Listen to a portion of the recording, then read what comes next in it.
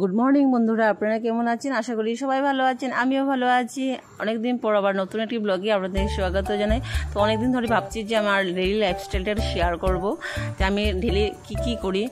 House ওয়াইফরা যা করে তা আমিও করি, আমিও একজন হাউস ওয়াইফ। তো সকাল সকাল ঘুমের থেকে উঠে আমি ব্রাশ টাশ করে আমার ডিউটি শুরু করে দিয়েছি।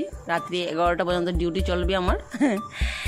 তো বিশেষ করে যাদের ঘরে বাচ্চা আছে, ইন্ডিয়ান মম যারা, তারা তো সকালে মানে দৌড় মানে ওর মানে কি বলবো, মানে লাগাল পাওয়া যায় না, ওরকম বলতে পারেন।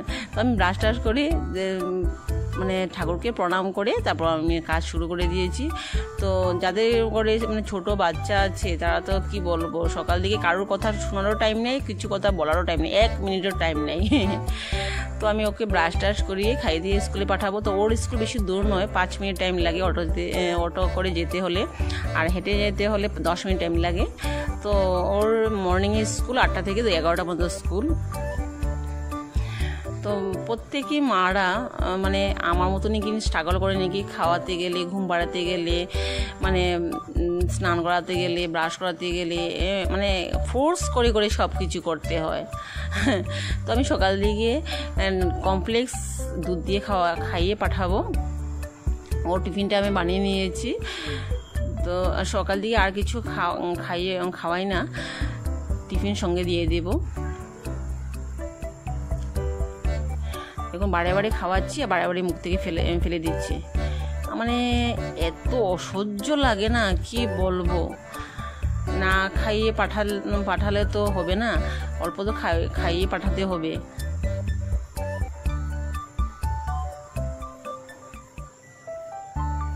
তো আমি ওর জন্য ডালিয়া পোলাও বানিয়েছি। এক একদিন এক একটা আইটেম টিফিন বক্সে প্যাক করে দিই।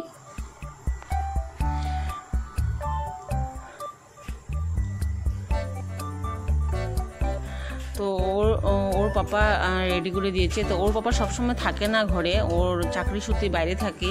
তো আমি রোজ দিনই আমি রেডি করে পাঠাই স্কুলে, আমি নিয়ে যাই স্কুলে।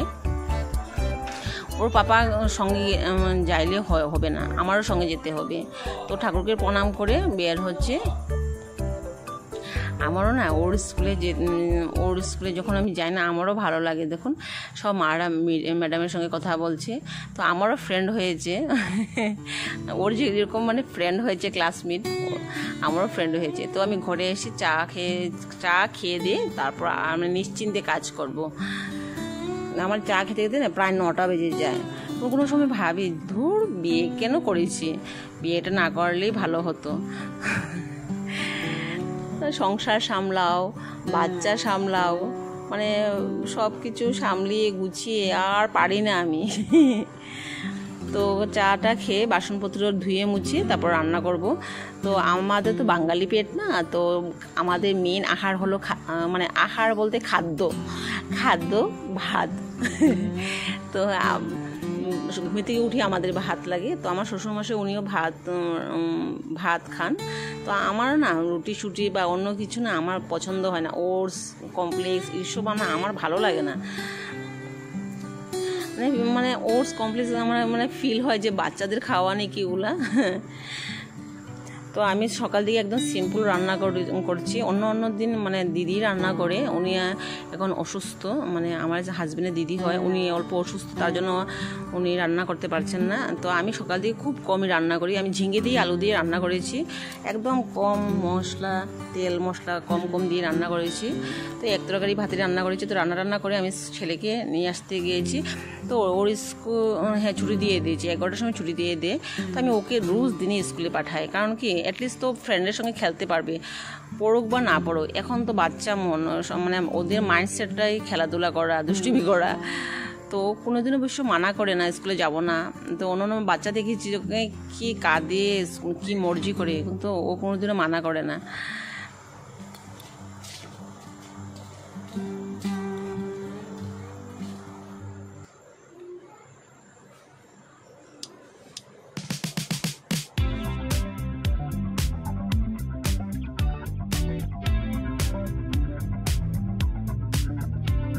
থেকে নিয়ে এসে ওকে মানে আমি ঘরে এসে আমি আগে স্নান করেছি।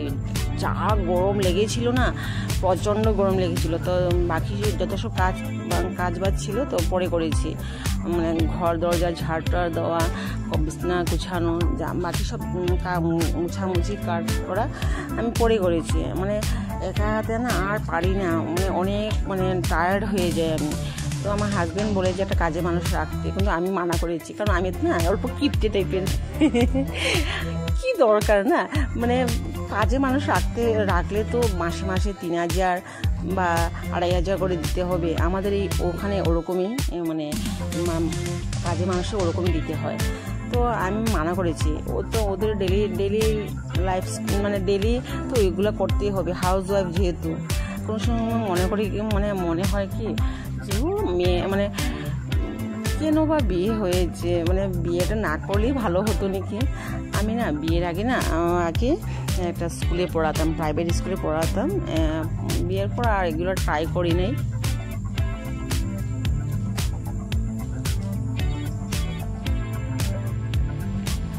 তো আমার ছেলে না মানে কারোর হাতে খাবে না, কারোর মানে হাতে স্নান করবে না। তো ও এসব আমারই করতে হয়। তো এগুলো মুছামুছি করে বিছানা গুছিয়ে গেছি, ওকে স্নান করিয়ে দেবো।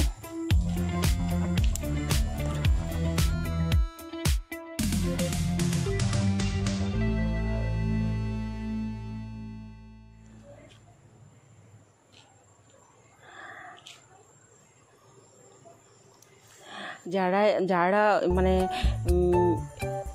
সার্ভিস ওমেন বা বিজনেস ওমেন, তাদের তো পার্ট টাইম জব, 9টা-10টার সময় ডিউটি করতে যায়, 4টা-5টা নাগাদ চলে আসে ঘরে। কিন্তু আমাদের তো ছুটি নেই, আমাদের মেশিন চলতেই আছে। বাট আমি কিন্তু অল্প রেস্ট করি। আমার ছেলেকে যখন ঘুম পাড়াই তখন আমি কিন্তু বিকেলে ওর সঙ্গে অল্প শুয়ে থাকি। আমি অল্প মানে ঘুমাই ওর সঙ্গে, 1 ঘন্টা ঘুমাই। কিন্তু কারণ কি আমার না মানে সন্ধ্যার দিকে না শরীরটা এত উইক হয়, মানে কোনো কাজ করতে ইচ্ছে করে না। তার জন্য আমি ওর সঙ্গে অল্প ঘুমিয়ে পড়ি।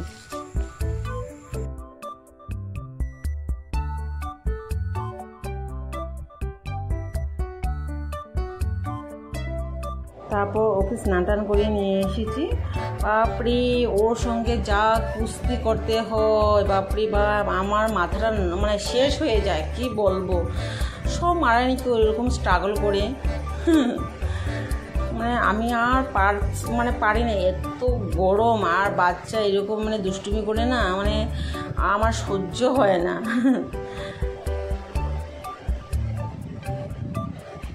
তো ওকে স্নান টান করে নিয়ে এসেছি, তো এখন রান্না করব।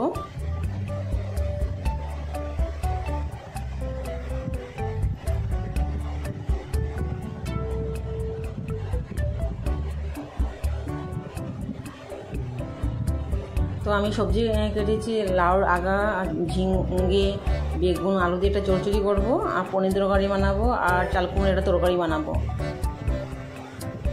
আমার ছেলে আমার সঙ্গে যখন বসে না, একটার পর একটা কোয়েশ্চেন,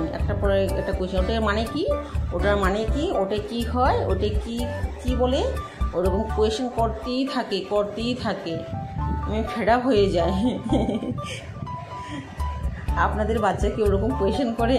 আমাকে নিশ্চয়ই কমেন্ট করে জানাবেন।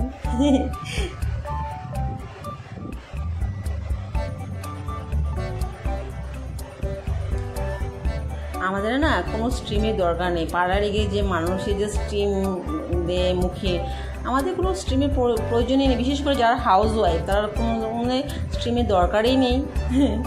আমরা এমনি গরমের আগুনের তাপে স্টিম হয়ে যাই। পার্লারে গিয়ে টাকা খরচা করা কোনো প্রয়োজনই নেই আমাদের।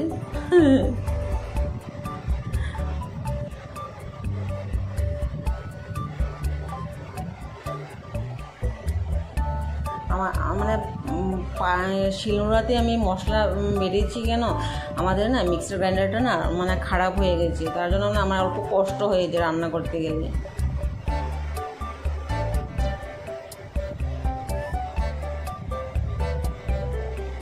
ওকে আমি রান্না বসিয়ে আমি ওকে খেয়াল করি যে ও কোন দিকে আছে।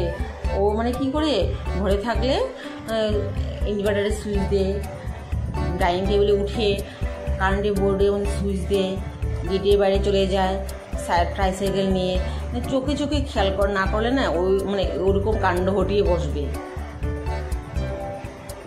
আমি রান্নার ফাঁকে ফাঁকে গিয়ে ওকে আমি দেখি কোথায় আছে, কারণ কি ওর পাপা তো থাকে না, ওর পিসিও মানে অসুস্থ, তার জন্য মানে কি আমারও সব দিকে খেয়াল রাখতে হয়।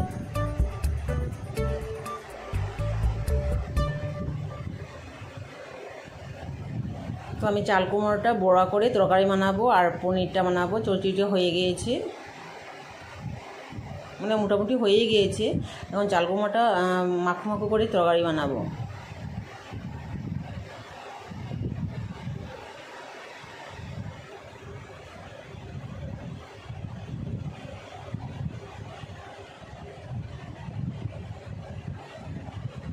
তো আমার ছেলে না নাশপাতি মানে খেতে একদম ভালোবাসে না, তো আমি ওকে ফোর্স করে আমি খাওয়াই।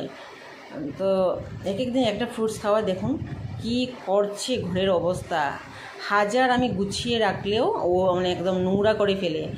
বাচ্চা থাকলে ওরকমই। আমার ভিডিও যদি ভালো লাগে কমেন্ট করে।